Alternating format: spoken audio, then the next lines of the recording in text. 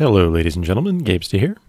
This is the normal and heroic DPS guide for the Butcher. This encounter is fairly simple mechanically, but it's kind of fun.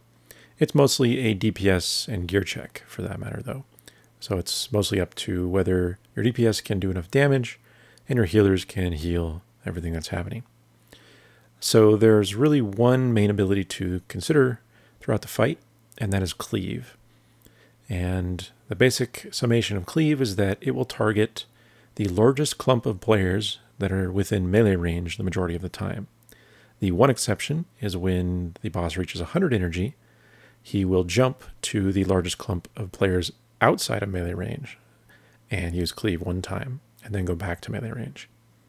So, depending on whether you're melee yourself or ranged DPS, you may or may not need to consider managing this mechanic at all.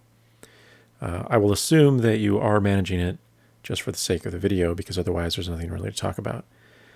So if you're one of the ranged DPS that is assigned to managing Cleave, then there's just a basic pattern that you have to get used to. And that is you stack up in your assigned melee position until you reach 3 stacks of the Gushing Wounds debuff, and then you move out of melee range and wait for the debuff to drop. Once it drops, you immediately go back into melee range and repeat the process over and over. And again, this is only if you are one of the ranged players. It usually is 2 ranged players assigned to manage the Cleave within the melee groups. All the other ranged DPS can either be stacked up, as you see on the left there, or spread around the room, depending on your raid strategy.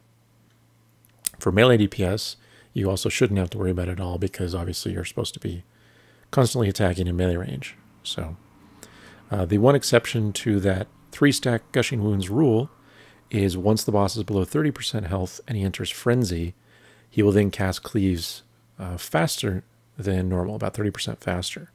This means that instead of moving out at 3 stacks, you have to actually wait until 4 stacks of Gushing Wounds. So when the boss is below 30%, wait for 4 stacks, then move out. You have to be really fast to do this, because if you reach 5 stacks of Gushing Wounds, you will die instantly. So be certain that you're watching your stacks closely and move out appropriately. And that's it.